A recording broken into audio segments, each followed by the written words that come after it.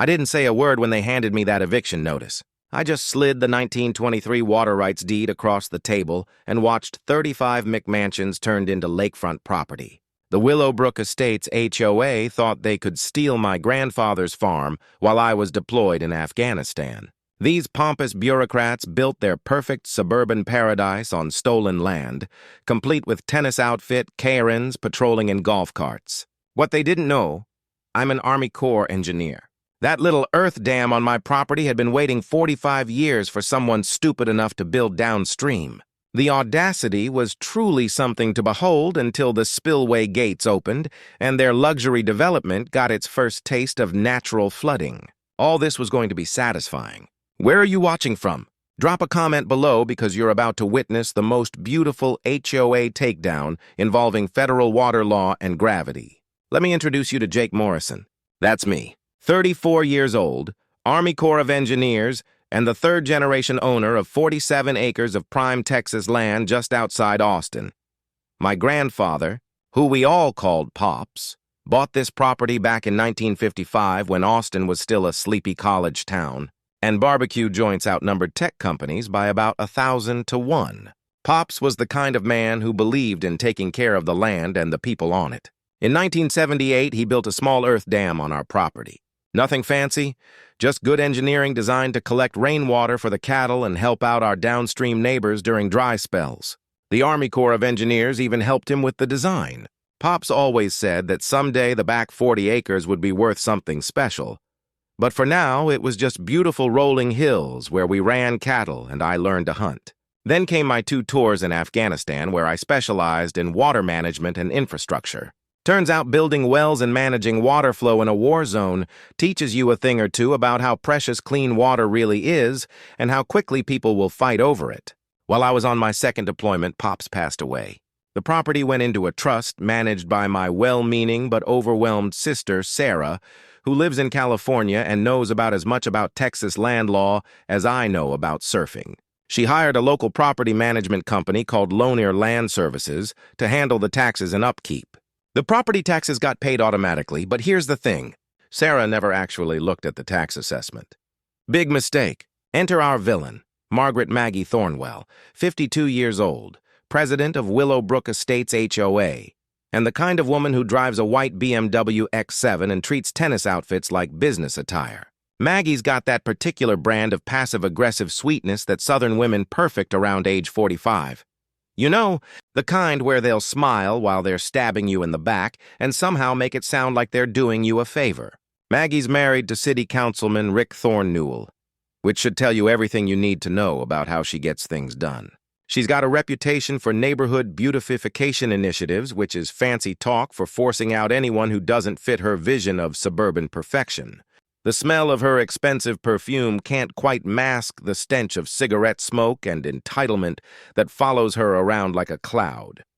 I came home from deployment in August 2023, ready to finally spend some real time on Pop's land.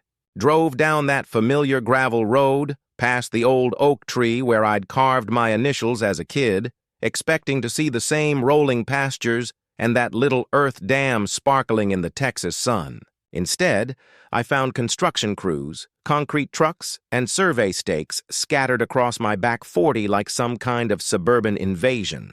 The crunch of gravel under my boots felt different somehow, angrier. I could taste the dust and my own rising fury as I marched up to the construction foreman. "Sorry, buddy," he said, not looking sorry at all. "We got permits and everything. This is Willowbrook Estates property now." I called the police. Officer Martinez showed up and explained with obvious discomfort that the HOA had filed an adverse possession claim while I was overseas. Apparently, when nobody's actively using land for a certain period, and if you can prove you've been improving it, you can sometimes claim ownership. It's an old law designed to prevent land from sitting empty forever, but it's become a favorite tool of developers and HOAs looking to expand their empire. That's when Maggie appeared, riding up in her little golf cart like some kind of suburban warlord. Her voice had that syrupy sweetness that immediately made me want to check my wallet. "Your family abandoned this land, honey," she said, smiling like she was doing me a favor. "We're just putting it to good use for the community." But here's what really got my blood boiling. I discovered that her construction crews had diverted the small creek that feeds Pop's dam. The water level was dropping every single day, and with it, 45 years of careful water management that had helped our neighbors through droughts, floods, and everything in between. As I stood there watching the water level drop, Maggie's parting shot echoed in my ears. "You should have stayed closer to home, soldier boy." That's when I knew this wasn't just about land. It was war. I hired the first attorney I could find. Big mistake. This guy quoted me $85,000 just to challenge the zoning change. Turns out, while I was serving my country, Maggie's husband, Rick, had pushed through an emergency zoning modification.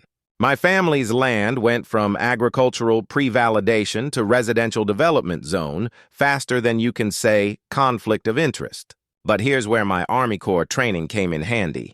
While that overpriced lawyer was shuffling papers and billing hours, I was digging through the county records like I was hunting for IEDs. And just like in Afghanistan, the devil was in the details. I found Pops's original 1978 dam construction permits, and they were beautiful. See, Pops didn't just build that dam himself. He worked directly with the Army Corps of Engineers for flood control and watershed management. That meant federal jurisdiction. And here's your first knowledge nugget. Any dam built with federal guidance creates federal jurisdiction that local HOAs can't override, period. The metallic taste of adrenaline hit my tongue as I realized what I'd found. This wasn't just a property dispute anymore. It was a federal case. But wait, it gets better. While I was photocopying permits at the courthouse, I stumbled across a 1923 water rights deed buried in the old records. My great-grandfather had purchased senior water rights to the entire Willow Creek Wed. These rights were older than the city, older than the county's municipal water system, older than every single one of those McMansions sitting on my land. They weren't just stealing my property, they were stealing my water.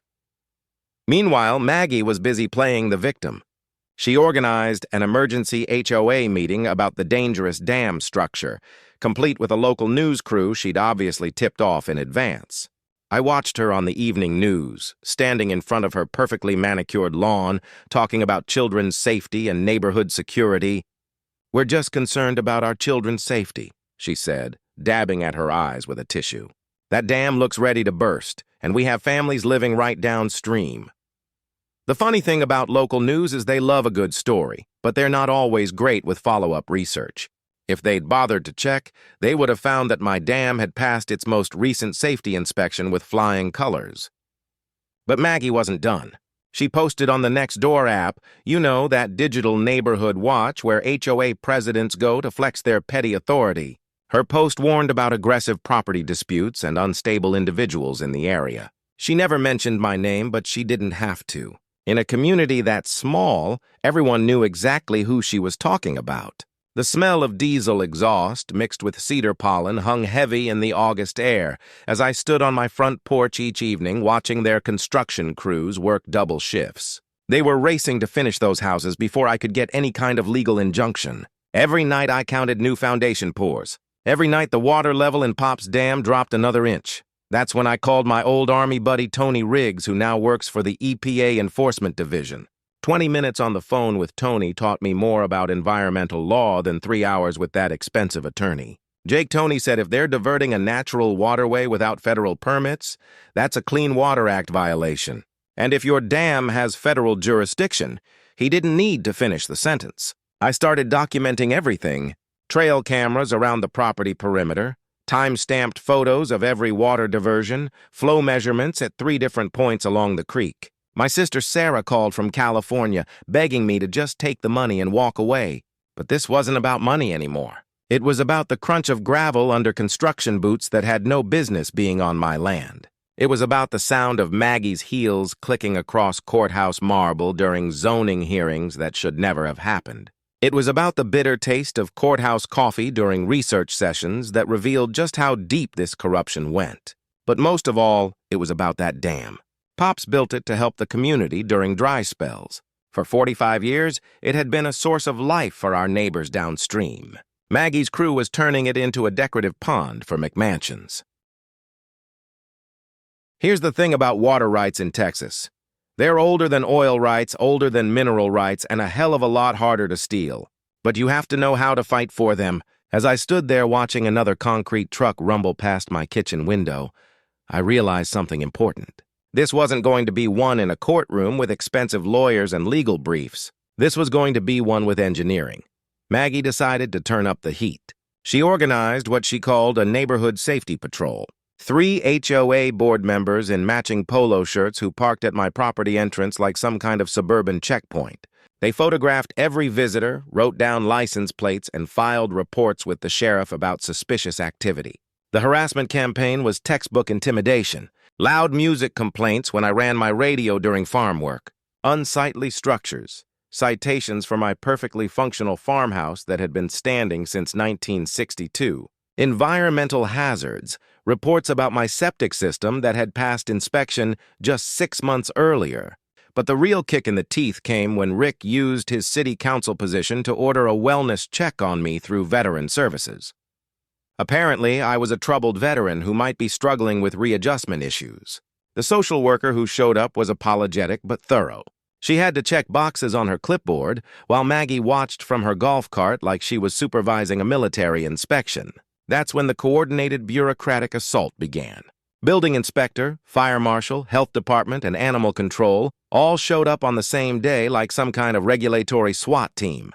Each one found minor violations requiring expensive corrections. The building inspector, who happened to be a drinking buddy of Rick's, declared that my front porch needed $8,000 in foundation work. I recognized the squeeze play immediately. It's the same tactic they use in war zones to pressure local officials, overwhelm them with bureaucracy until they give up and cooperate. But two can play that game. While they were drowning me in paperwork, I was making some phone calls of my own. Tony Riggs at the EPA was very interested to learn that Maggie's HOA had never filed the required wetlands assessment before redirecting Willow Creek. Turns out any development that redirects natural waterways requires federal environmental clearance, even on private property. And the fines for violations start at $50,000 per day. The smell of fresh concrete curing in the summer heat reminded me every morning that I was running out of time. But my research was paying off in ways Maggie never expected. I discovered that their entire development had been built in what the Army Corps classified as a 100-year floodplain. Insurance companies had initially refused coverage until the HOA provided a flood mitigation plan. Their solution: permanently divert Willow Creek away from the new homes and let it flood my property instead. Here's your second knowledge nugget. Insurance fraud in development projects often carries criminal penalties, not just civil ones. When developers lie about flood risks to get coverage, that's federal mail fraud. The deeper I dug, the more I realized this wasn't Maggie's first rodeo. Her previous HOA in Houston had paid a $2.3 million EPA fine for an identical creek diversion scheme. She'd left town just ahead of the federal prosecutors and set up shop here in Austin looking for new victims. Meanwhile, Maggie was spreading rumors about my mental health and violent tendencies. She hired a private investigator to dig up dirt on my military service and organized a petition demanding the city condemn my property as a public nuisance. "We have children playing in these neighborhoods," she told the local paper. "We can't have unstable individuals threatening our safety." But while she was busy playing the victim, I was building alliances. I connected with other HOA victims through online forums and discovered a pattern. Maggie's HOA had absorbed 6 smaller properties through similar tactics over the past 3 years. Each time, the story was the same: pressure, harassment, bureaucratic warfare, and mysterious zoning changes that always seemed to benefit Rick's construction company. I partnered with my elderly neighbor, Mrs. Chen, whose family garden had withered since the creek diversion. I met Miguel Santos, whose family farm had been rezoned out of existence by Rick Thornwell 2 years earlier. These weren't isolated incidents. They were part of a systematic land grab that had been going on for years. The vibration of heavy machinery through my farmhouse floorboards became a daily reminder of what I was fighting for. Every morning, I watched concrete trucks rumble past my kitchen window. Every evening, I documented the water theft that was slowly killing Pop's Dam. But I was also preparing. I installed water flow meters at the dam outlet and creek diversion points. I calculated the exact volume of water being stolen, 1,000 gall per day, worth $47,000 annually in agricultural water rights. The gritty texture of sand between my fingers as I tested creek bed sediment told the story better than any lawyer could. This wasn't just theft. It was environmental destruction on a massive scale, and then I got the certified letter. The city was planning to seize my property through eminent domain for public safety. The hearing was scheduled in just 2 weeks. Maggie's quote in the paper made her strategy crystal clear. Sometimes you have to protect the community from itself. But as I stood at my bedroom window that night watching storm clouds gather on the horizon, I realized something important.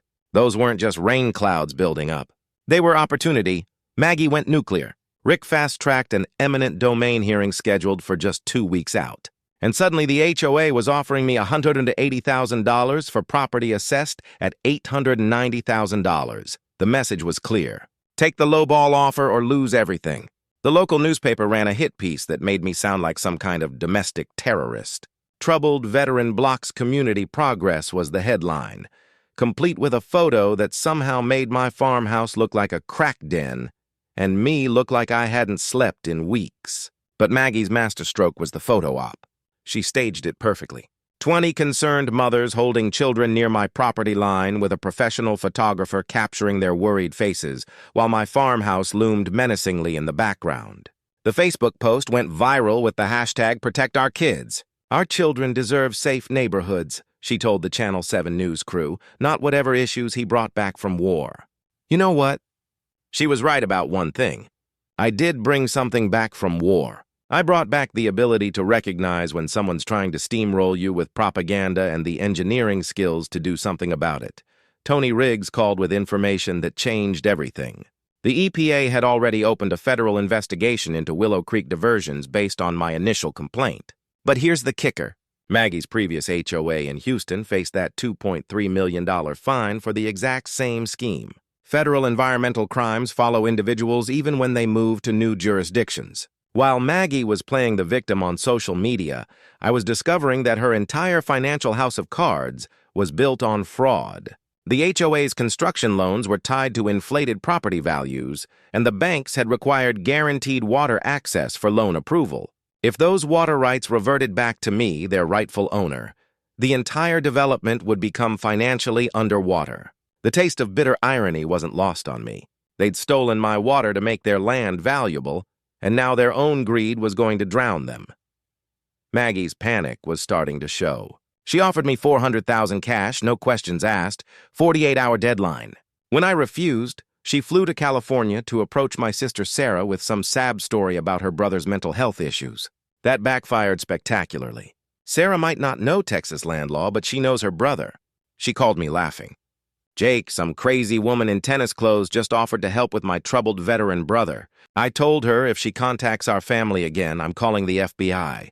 But while Maggie was busy making enemies, I was making allies. I partnered with environmental lawyer Amanda Cross, who specialized in pro bono water rights cases. Together, we formed a coalition with downstream farmers who'd been affected by the creek diversion. Miguel Santos brought historical documentation, showing his family had used creek water for farming since 1887. Mrs. Chen provided photographs of her grandfather's garden from the 1940s, fed by the same creek that was now feeding Maggie's decorative water features.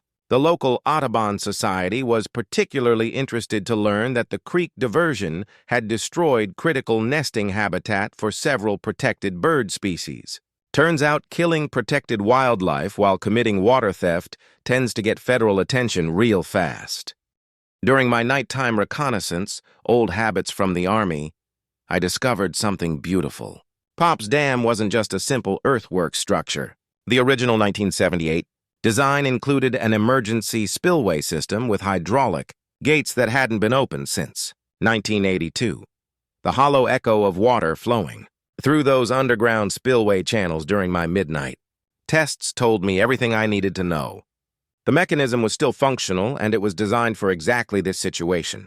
Controlled flooding to restore natural water flow patterns. I calculated the water volume needed to restore Willow Creek to its original path, 2.8 million gallons.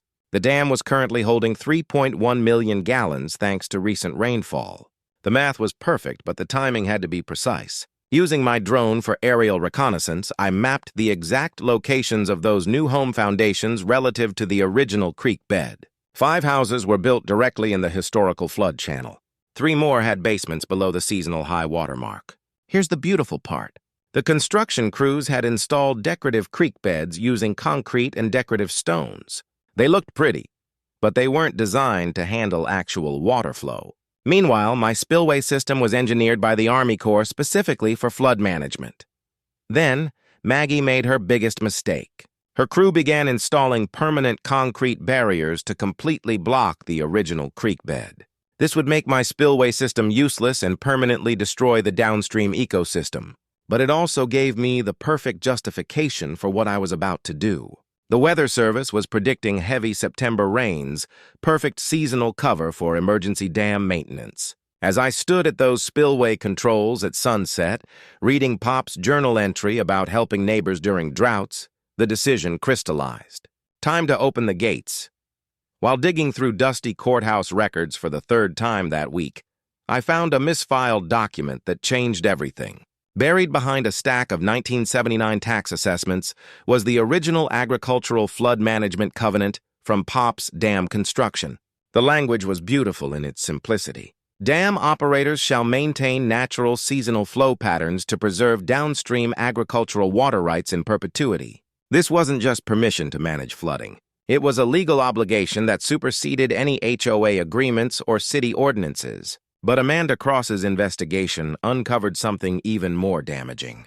The HOA's insurance applications contained flat-out lies. They'd claimed no seasonal flooding risk and permanent creek diversion approved by all agencies to secure $47 million in coverage. Here's your 3rd knowledge nugget. Insurance fraud in development projects often carries criminal penalties, not just civil ones. When you lie to insurance companies about environmental risks, that's federal mail fraud with mandatory prison time. The deeper we dug, the more the whole scheme unraveled. Rick Thornwell's construction company wasn't just the contractor for the HOA development. He was the primary investor. Every house built on my stolen land put money directly in his pocket. And here's the kicker. He'd never recused himself from a single city council vote that benefited his project. Pony Rigs shared EPA findings that made my blood boil. The creek diversion had killed the entire population of Guadalupe Base, a protected species that had thrived in Willow Creek for generations. Texas Parks and Wildlife had documented the fish kill, but somehow the report got lost in Rick's office before it could trigger federal prosecution. They weren't just stealing land and water, they were destroying an entire ecosystem. But the real smoking gun came from Amanda's banking contacts. The construction loans were secured by fraudulent environmental assessments that claimed the creek diversion was a temporary construction measure. Banks were told the water would be returned to its natural flow once construction was complete. If those water rights reverted to me, the entire development would violate federal lending regulations. The banks could demand immediate full repayment of $12 million in construction loans. That's when I found Pop's handwritten journals in the farmhouse attic. His 1980 entry broke my heart. Open spillway today helped the Santos farm and 3 others get through dry spell. That's what neighbors do. The dam was never about our family's profit. It was about community service, helping downstream neighbors survive droughts and managing floods to protect everyone in the watershed. Reading those journals, I realized what Maggie had really stolen. It wasn't just land or water. It was 45 years of community cooperation that my grandfather had built one neighbor at a time. My engineering analysis confirmed what I'd suspected. Maggie's creek diversion was creating an upstream flooding hazard. During heavy rains, the redirected water would back up into residential areas. The original creek bed had provided natural flood control for the entire watershed, and my spillway system was the only way to safely manage seasonal flooding. The timeline pressure was crushing.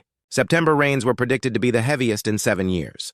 If I waited for the legal system to grind through appeals and federal investigations, natural flooding would happen anyway, potentially causing real property damage. But if I acted now, I could control the timing and intensity. A controlled spillway release would demonstrate natural flood patterns without endangering anyone while proving that the HOA development violated federal environmental law. Standing at those spillway controls at sunset, holding Pops's journal, the moral clarity hit me like a lightning bolt. This wasn't about revenge anymore. It was about restoring the natural order that had sustained this community for generations. Maggie had systematically destroyed the local farming community. Miguel Santos lost his family's century-old farm. Mrs. Chen's ancestral garden withered without creek water. 3 other families were forced to sell generational properties to Rick's eminent domain schemes. But the federal environmental investigators were scheduled to visit next month. Perfect timing. If I could demonstrate natural flood patterns before their inspection, it would prove the HOA development violated multiple federal laws. The musty smell of old hydraulic fluid and the dam control mechanisms reminded me that this equipment was built to last. Pops had designed it for exactly this moment when someone would need to stand up for the creek and the community that depended on it. As storm clouds gathered on the horizon, I made the decision that would change everything. Time to honor Pop's legacy and open those gates. You don't just open a dam without a plan. This wasn't revenge. It was a military operation with legal cover, environmental justification, and community support. First, I assembled my team. Amanda Cross coordinated the legal strategy, filing additional federal complaints to ensure maximum media attention when the spillway opened. Tony Riggs provided federal cover, guaranteeing that EPA investigators would witness what he called our natural flooding demonstration. Miguel Santos documented 40 years of downstream agricultural damage, providing historical testimony about seasonal flooding patterns that proved the creek diversion was destroying generational farming operations. Mrs. Chen offered her property as a staging area and brought credibility as the community's most respected longtime resident. Amanda's legal strategy was brilliant. She filed an emergency agricultural water rights restoration motion, arguing that the dam covenant legally required me to maintain seasonal flooding for downstream agriculture. We weren't breaking the law, we were following it. Here's a crucial knowledge nugget. Agricultural water rights often supersede residential development rights, especially when you have historical documentation proving prior use. The key is having ironclad paperwork that predates any development claims. My technical preparation was pure Army Corps engineering. I created detailed spillway operation plans with precise calculations. Controlled release starting at 6 a.m., gradual increase over 4 hours, peak flow at 10 a.m. The water volume was calculated to demonstrate natural flooding patterns without causing structural damage to anything except Maggie's illegal concrete barriers. Safety was paramount. I posted warning signs 24 hours in advance and personally notified the volunteer fire department. This wasn't some reckless flood. It was a carefully controlled demonstration of how water naturally wanted to flow. Amanda contacted environmental reporters from the Austin American-Statesman and local TV stations. Miguel arranged for community members to witness the agricultural water restoration. The strategy was simple. Control the narrative before Maggie could spin it as dangerous veteran terrorizes neighborhood. Our intelligence network was straight. Out of a spy novel, Mrs. Chen monitored HOA activity. Through the neighborhood gossip network, never underestimate little old ladies with time on their hands. The local diner waitress, who happened to be Miguel's cousin, reported on city council closed-door meetings. My Army buddy at Fort Hood provided surveillance drone support for legal documentation. While I was rebuilding spillway controls with modern hydraulic systems, Amanda was waging financial warfare. She contacted insurance companies with evidence of fraudulent applications, arranged for banking regulators to review construction loan documentation, and prepared whistleblower complaints about Rick's conflicts of interest.